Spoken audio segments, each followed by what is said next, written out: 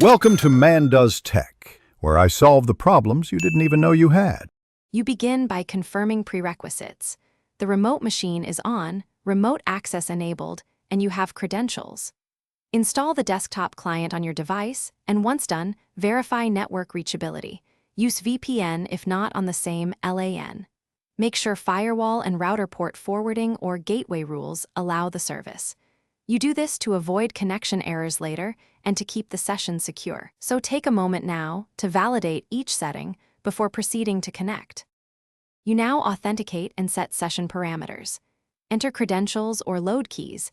If the client prompts, verify the remote host fingerprint to prevent man-in-the-middle attacks.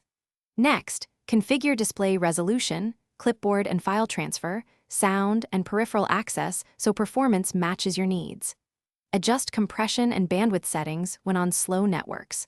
Also enable encryption and two-factor authentication where available. This reduces risk and limits what the remote user can do, making the session both faster and safer.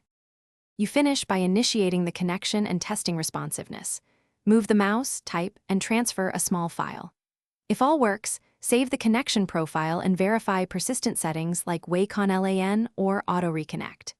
If it fails, check the client and server logs, reconfirm firewall and NAT or port forwarding rules, and validate DNS or IP addresses. Also re-enter credentials. A common fix is restarting the remote service or toggling the VPN. Doing this. Thanks for watching. If you found this helpful, don't forget to like and subscribe.